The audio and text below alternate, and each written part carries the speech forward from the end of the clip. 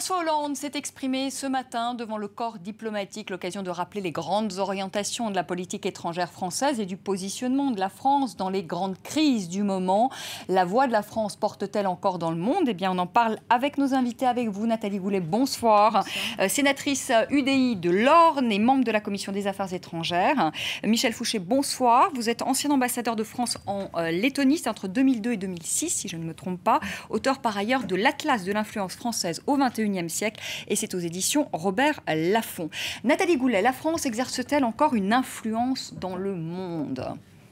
Oui, heureusement. Mais il faudrait quand même dire que la situation mondiale est terriblement complexe, n'a plus rien à voir avec celle d'il y a quelques années. Vous avez la multiplication de zones grises, de zones de non-droit, de gouvernements qui n'en sont pas. Et évidemment, on ne peut pas gérer les conflits d'aujourd'hui comme on a géré les conflits d'hier. Donc, en plus, le gouvernement... Est-ce que notre voix porte? Par exemple, je vous donne l'exemple de la Syrie. Barack Obama, la France dit il faut intervenir en Syrie il y a tout juste un an. Barack Obama hésite. Finalement, il n'y va pas. Ben, on ne peut pas y aller et on ne peut rien faire. Et non, on peut rien faire. Donc, on subit. Donc, est-ce qu'on est encore influent? Mais est-ce que vous pensez qu'on peut, dans un cadre européen, agir en même temps tout seul? Dans un pays, la Syrie, qui est quand même entourée d'une région d'Israël, du Liban et la contagion irakienne qu'on vient de voir, je veux dire, frapper ou intervenir, seul, et dans des conditions anarchiques, ne constitue pas une solution ni diplomatique, ni politique, ni militaire.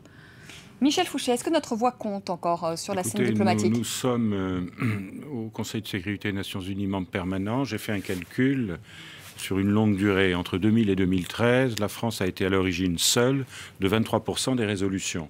Et avec les Britanniques et les Américains, c'est 80%. Donc on est en initiative.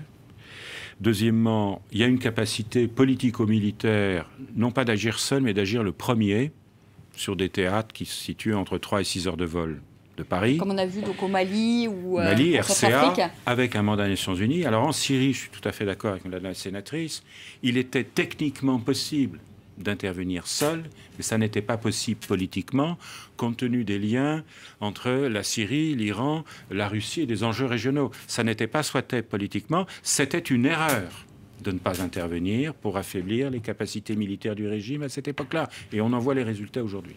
C'était une erreur, vous êtes d'accord avec ça, Nathalie Goulet? On aurait dû intervenir en Syrie, aux côtés des Américains? Mais je pense qu'il fallait le faire beaucoup plus tôt, avant que cette contagion n'éclate. Après, vous savez, on a une espèce de déliquescence des États dans beaucoup d'endroits, et ce qu'on appelle des zones de non-droit, des zones grises. Et on voit très bien ce qui se passe en Syrie, on voit très bien ce qui se passe en Irak, on voit très bien ce qui se passe en Libye.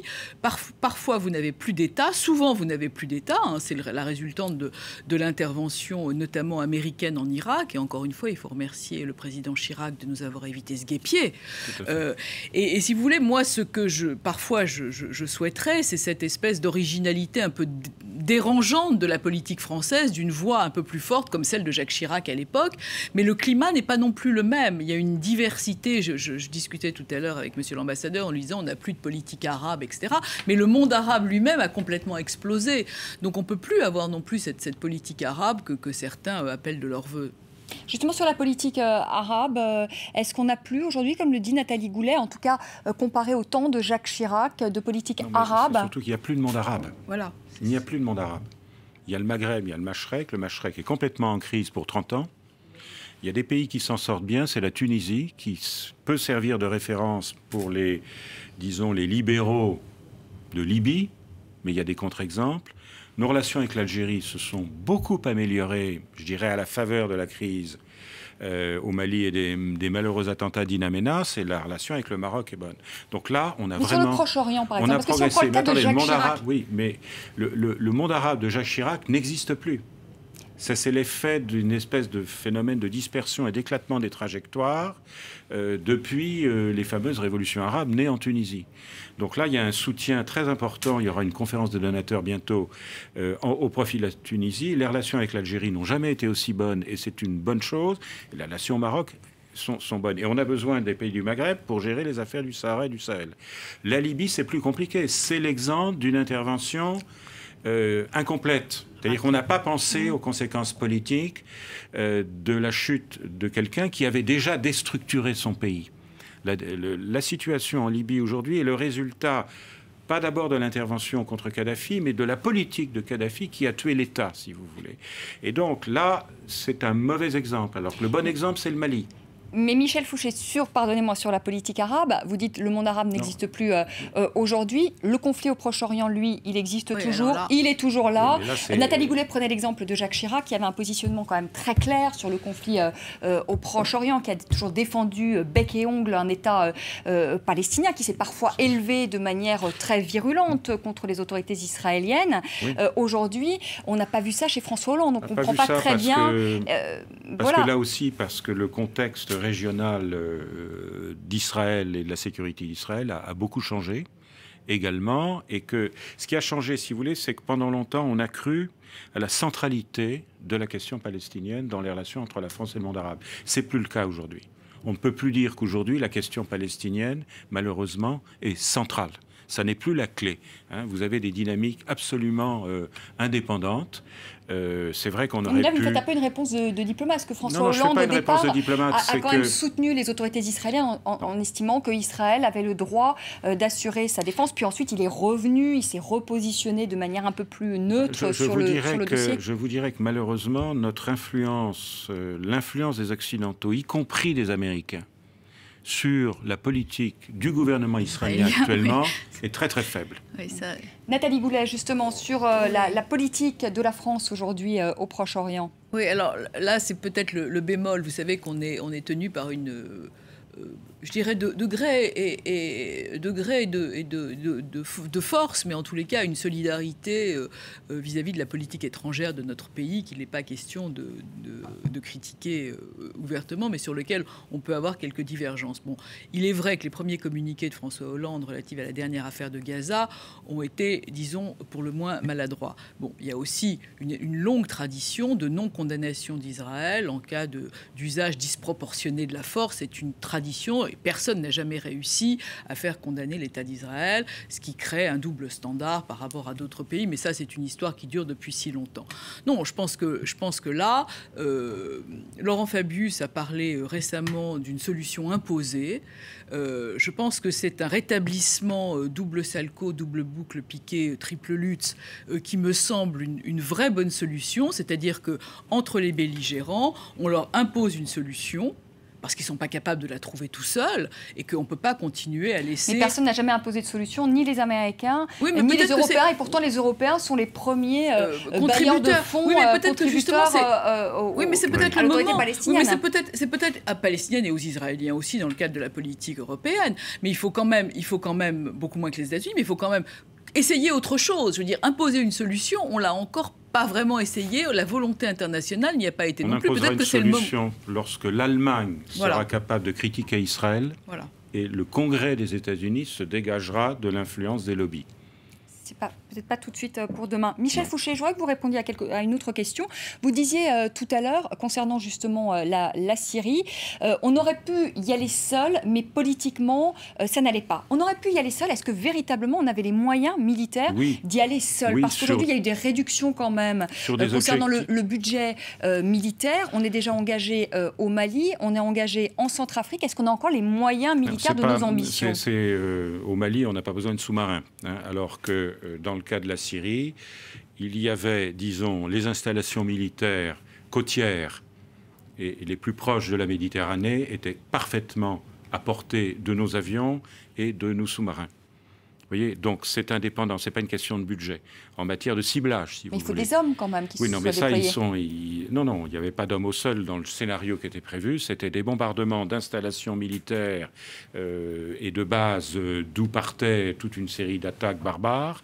Et ça, c'était parfaitement à notre portée. Ce qui n'était pas techniquement à notre portée, c'était ce qui se trouvait, je dirais, à l'est de Damas, c'est-à-dire la longue portée. Ça, c'était à la portée des Américains. Donc techniquement, on pouvait le faire en termes militaires et budgétaires. Il n'y avait aucun problème, mais politiquement, on ne pouvait pas agir seul.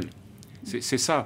Je pense que mais ce qui nous a mis en difficulté, c'est la décision des communes britanniques. Mais je prenais l'exemple de la Syrie, parce qu'on évoquait, donc vous avez raison, peut-être pas d'intervention au sol, mais est-ce qu'aujourd'hui, est-ce qu'on aura les moyens de s'engager sur un autre terrain de conflit? Parce que c'est ça aussi l'influence d'un pays, c'est sa force de frappe. Aujourd'hui, on a vu que le budget militaire, on avait coupé quand même dans le budget militaire 34 000 suppressions de postes. Est-ce que vous le regrettez, Nathalie Goulet? Écoutez, on a voté une loi de programmation militaire qu'on a sacralisée et qui est quand même une bonne loi de programmation militaire. On a écouté le ministre Le Drian hier en commission. Moi, je voudrais dire que l'influence de la France, ça pourrait être aussi de faire émerger notamment cette conférence sur l'Irak dont le ministre Fabius a parlé, en y faisant intervenir l'ensemble des protagonistes, y compris l'Iran, dont le président a dit tout à l'heure qu'on avait noté l'intervention bénéfique en Irak. Moi, je crois qu'on pourrait avoir une voix, notamment, si vous voulez, le problème avec l'Iran, c'est évidemment le nucléaire, mais au-delà du nucléaire, c'est un problème de confiance. Il faut restaurer l'image de ce pays, qui est un grand pays, qui est très important pour la sécurité régionale, et on le voit tous les on a besoin de l'Iran. Mais est-ce que vous êtes d'accord, Nathalie Goulet, avec le président de la République, justement, qui a dit qu'il ne fallait pas lier le dossier irakien au dossier du nucléaire iranien? Évidemment. Il n'est pas question. Si vous voulez, l'Iran s'est mis en contravention avec le traité de non-prolifération. L'Iran a besoin de respecter ce traité puisqu'il n'en est pas sorti, il n'a jamais voulu en sortir. Donc il faut régler le problème nucléaire. Il faut que les sanctions soient levées si les conditions sont réunies. Mais il n'empêche que l'Iran est une grande puissance, que le président Rouhani a montré beaucoup de bonne volonté, beaucoup d'améliorations dans les dispositions, beaucoup d'ouverture.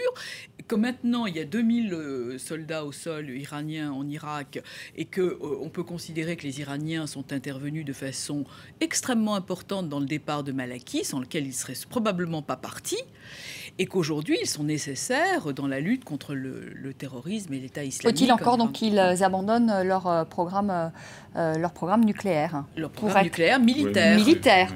C'est un sujet indépendant. C'est un sujet indépendant, absolument. Mais en l'occurrence, François Hollande a l'air quand même de faire un lien entre les deux sujets. Il a refusé qu'il y ait un lien. Il refuse qu'il y ait un lien. Oui, mais est-ce que les Iraniens vont accepter qu'il n'y ait pas de lien? C'est toute la question. Il semblait qu'il y avait une erreur de traduction dans un document. Oui, non. On peut leur faire comprendre qu'ils ne peuvent être partie prenante de la prochaine conférence de Paris sur l'Irak que s'ils n'établissent pas de lien. Tout le monde sera invité, y compris les Russes, sauf le régime de Damas. Et Michel Fouché, parce qu'on arrive bientôt au terme de ce débat, si je vous entends bien, notre voix compte encore sur la scène diplomatique. On a donc ce siège au Conseil de sécurité des Nations Unies, notamment. D'un point de vue militaire, on a encore les moyens de nos ambitions. Vous êtes d'accord tous les deux. Le rayonnement de la France passe aussi par son image. Aujourd'hui, on apparaît comme un pays affaibli, notamment économiquement. Est-ce que c'est un handicap, Michel Fouché? Oui, mais l'Allemagne était l'homme malade de l'Europe il y a 10 ans, quand Schröder est devenu chancelier. Je crois que c'est une situation qui est grave, mais qui dépasse la France. Et je crois qu'on n'a pas le choix. Moi, je me réfère au discours hier du Premier ministre Medvedev. C'est la bonne ligne. Elle n'est pas populaire, mais il faut la tenir. Il faut réformer ce pays. Oui, mais aujourd'hui, est-ce qu'on est affaibli aussi? Est-ce que notre image est écornée parce qu'on a une économie qui est affaiblie, parce qu'on a un taux de chômage élevé? Elle est écornée, sauf nulle. pour les investisseurs. On n'a jamais emprunté à des taux aussi bas. Il y a une espèce de contradiction. Ce qui fait défaut aujourd'hui, c'est la confiance de l'opinion publique. Si vous voulez, c'est la confiance des Français. Mais vous ne répondez pas sur la question de l'image. Mais notre image à l'étranger. L'image est bonne. L'image est bonne, sauf au Pakistan et en Turquie. Globalement, l'image de la France est bonne. Ça va alors. Ce sont les analyses américaines. Nathalie Goulet, notre image à l'extérieur justement de ce pays quand même qui est affaibli économiquement. Vous voyagez aussi beaucoup. Oui. Il y a une grande demande de France. Les pays étrangers demandent la France en aide technique, etc. Moi, je voudrais simplement conclure, puisqu'on a peu de temps. Vous parlez de la voix de la France. Je pense que la voix de la France est d'autant plus importante qu'elle pourra entraîner ses partenaires européens. Et là, c'est vraiment une partie à jouer, parce que je crois on ne peut pas jouer les cow-boys. Vous savez qu'il y a quelques jours, les Émirats et l'Égypte ont bombardé la Libye. Bon, Ce qui est une histoire absolument abracadabrante. Si tout le monde se met à bombarder n'importe qui, n'importe quand, sans coordination, on va avoir quand même quelques problèmes. Donc je pense que la voix de la France serait d'autant mieux écoutée, d'autant mieux entendue, qu'elle arrivera à entraîner ses voisins européens pour qu'on crée enfin une politique étrangère, une politique de défense européenne. Je crois qu'il est là l'enjeu aujourd'hui, face à des menaces, notamment djihadistes, d'État islamique, qui, soit dit en passant, trouvaient Al-Qaïda un peu faible, voire un peu conscendant, voire un peu mou, et sont aujourd'hui dans une guerre d'une barbarie qu'il va falloir affronter tous ensemble. Et je crois que le chacun pour soi est absolument périmé. Et ça, je crois que c'est vraiment une clé de notre avenir politique et diplomatique. Tout seul, le fait d'agir seul, me semble absolument périmé. Merci à tous les deux d'avoir participé à ce débat. Merci beaucoup Nathalie Goulet, merci Michel Fouché. Merci à vous. Je vous retrouve dans un instant pour une nouvelle édition. Et puis on parlera évidemment de la situation en Ukraine. Et puis 19h40, notre second face-à-face. Faut-il s'allier à Bachar el-Assad pour combattre l'organisation de l'État islamique? Eh bien, on en parlera avec nos invités. C'est notre second face-à-face. À tout de suite.